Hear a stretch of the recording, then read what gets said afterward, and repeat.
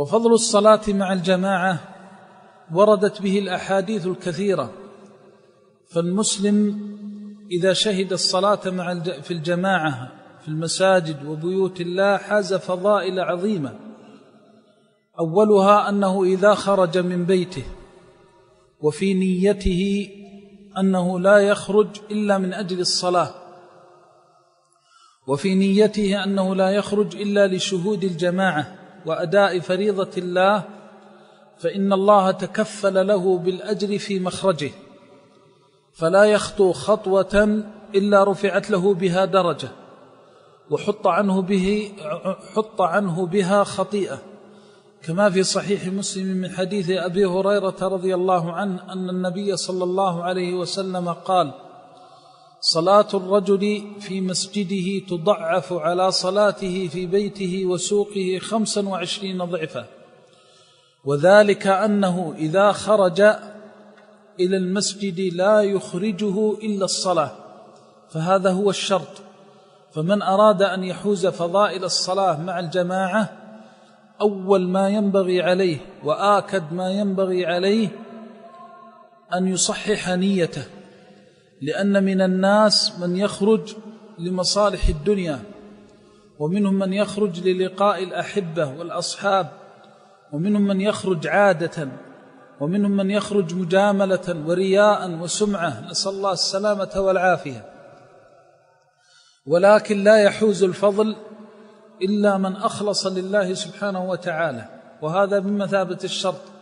وقد قرره النبي صلى الله عليه وسلم في الأصل العظيم الذي دل عليه حديث عمر في الصحيحين عنه رضي الله عنه أنه قال: سمعت رسول الله صلى الله عليه وسلم يقول: إنما الأعمال بالنيات، فمن خرج من بيته يريد أن يشهد أمرا من الدنيا أو يلقى الأصحاب أو ينبسط مع الناس أو يريد أن يستأنس بمخرجه ونحو ذلك، نال من حظ الدنيا بقدر قصده. وأما إذا أراد الآخرة فإن عليه أن يسعى سعيها وأن يخلص لوجه ربه في ذلك السعي. الأمر الثاني أنه إذا خرج بهذه النية الصالحة فإنه كما ذكرنا ترفع درجته بخطاه وتكفر خطيئته. ولذلك قال بعض العلماء: إن من أسباب غفران الذنوب شهود الصلاة في الجماعة، وهذا واضح جلي. فإن الإنسان الذي يحرص على المسجد ويحرص على الخروج إلى المسجد وشهود الصلاة مع الجماعة تجده أكثر انشراحا في الصدر وأكثر طمأنينة في القلب، لأنه تتحات عنه الذنوب وتغفر له الخطايا، وبلاء العبد في ذنوبه وشقاؤه في سيئاته وعيوبه. فإذا سلمه الله من ذلك بفضله ومنه وكرمه بغفران ذنبه فإنه حينئذ تنشط نفسه للخير. ولذلك إذا أقبل على المسجد فإنه يقبل منشرح الصدر مطمئن القلب. فإذا دخل المسجد فإنه لو وجد الصلاة لم تقم فقد أدرك الفضائل، لأنه إذا دخل قبل الأذان أو دخل بعد الأذان وقبل الإقامة ثم صلى تحية المسجد وجلس ينتظر الصلاة فإنه في صلاة، فيكتب له أجر الانتظار. وهذا بينه النبي صلى الله عليه وسلم وبين فضله، أننا إذا قلنا إنه في صلاة فإن الملائكة تصلي عليه وتدعو له. ولذلك قال صلى الله عليه وسلم: فإذا صلى لم تزل الملائكة تصلي عليه ما دام في مصلاه، اللهم اغفر له، اللهم ارحمه، ما لم يحدث. فدل هذا على فضل التبكير إلى المسجد.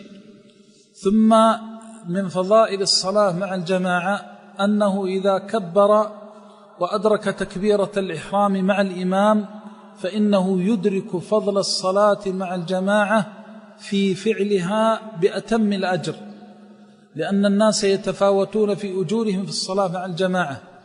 ولذلك من أدرك تكبيرة الإحرام ليس كمن أدرك التأمين، ومن أدرك التأمين ليس كمن فاته التأمين وأدرك الركوع، ومن أدرك الركوع ليس كمن أدرك ما بعد، فهذه كلها درجات يتفاوت العباد فيها بحسب جدهم واجتهادهم ومسابقتهم للخير. كذلك من فضائل الصلاة مع الجماعة أن العبد إذا شهد الصلاة مع الجماعة، وكانت الصلاة خاصة إذا كانت جهرية، فإنه ينتفع بسماع القرآن ومواعظ القرآن. ولذلك أسعد الناس في الصلاة مع الجماعة من خشع لله قلبه وذرفت من خشية الله عيناه، من إذا صلى وراء الإمام وقرأ الإمام أنصت لقراءته وتدبر وتفكر وتأثر. فهذه كلها فضائل لا يحصلها لو كان مصليا في بيته وجالسا عند أهله أو جالسا في سوقه أو في مزرعته. فإذا صلى مع الإمام وتأثر بقراءة الإمام ربما يتأثر من الآية فيصلح الله بها أمره. وكم من مواعظ من آيات القرآن أصلح الله بها أحوال العباد، لأن القرآن هدى ورحمة ونور، فإذا أراد الله عز وجل بعبده خيرا جعله له كذلك، فأتم له النور بالقرآن وأتم له هداية القرآن ورحمة القرآن. فالصلاة مع الجماعة من فضائلها أنك تسمع تلاوة القرآن. وكذلك أيضا من فضائلها إذا كانت الصلاة جهرية وقرأ الإمام فقال ولا الضالين فقال المأموم آمين فوافق تأمينه تأمين الملائكة غفر له ما تقدم من ذنبه. فهذه فضيلة لا يحصلها لو صلى في بيته، ولربما تخرج في يوم من الأيام وأنت لا تدري أن الله كتب لك السعادة بمخرجك ذلك إلى المسجد، حيث تخرج فيوافق تأمينك تأمين الإمام أو تأمين الملائكة على الرواية الأخرى فيغفر لك ذنبك. وكم من مصل في صلاة الجماعة سلم وراء إمامه كيوم ولدته أمه. فهذه فضائل عظيمة لا يحصلها من حرم الخير فصلى في بيته، خاصة إذا كان تكاسلا وتقاعسا عن الخير.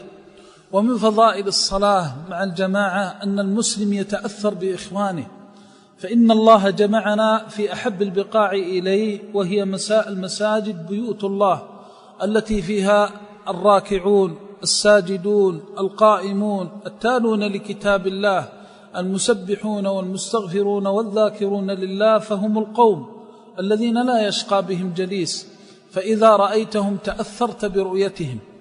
فالموفق السعيد إذا دخل المسجد فرأى من هو أصلح منه نافسه وسابقه، فإذا وجد أخاه يصلي ويتنفل قام يتنفل وسأل نفسه ما الذي يحول بيني وبين رحمة الله فأنافس في الخير. وكم من نفوس تنشط للخير إذا رأت الخير وأهله، وكم من أرواح صالحة فيها الخير الكثير، فإذا رأت الخير وأهل الخير استجمت وقويت. فهذه فضائل لا يحصلها الإنسان لو جلس في بيته أو صلى عند أهله أو في مزرعته وسوقه ومتجره.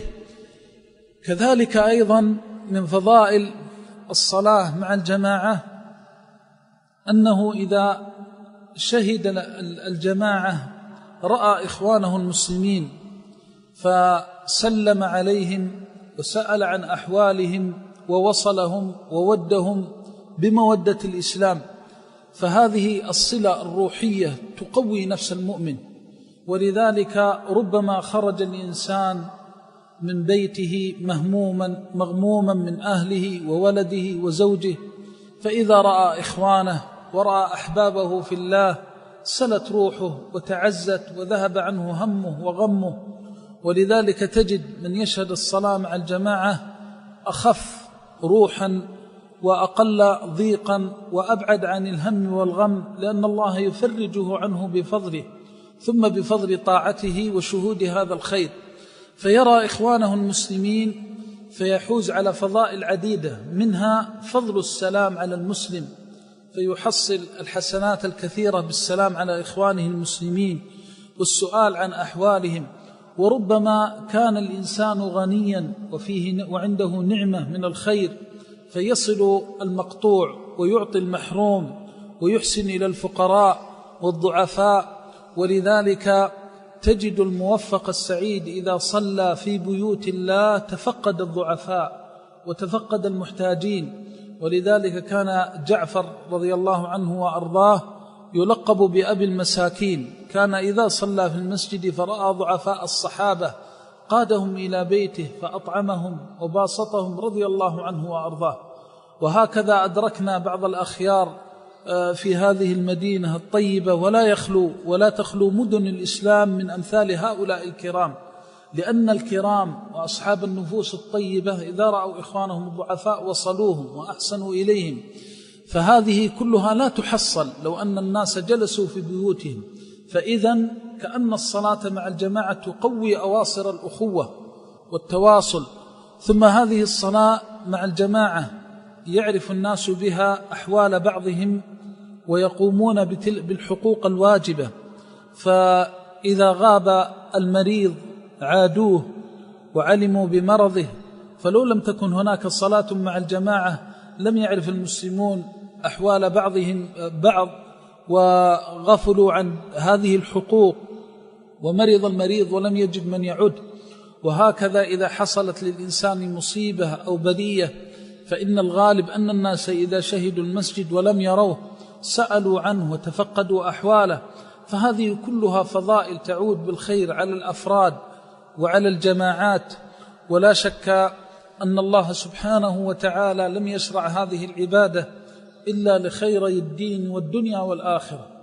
ومن هنا ينبغي للمسلم أن يحرص على هذه الصلاة وعلى هذه الشعيرة العظيمة، لكن عليه أن يعلم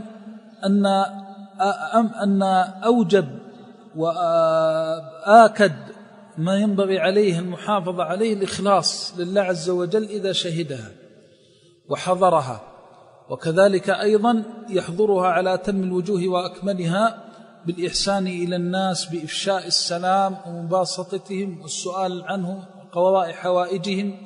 فإذا كان بهذه الحالة كانت فضائل الصلاة مع الجماعة له على أتم الوجوه وأكملها بفضل الله وتوفيقه.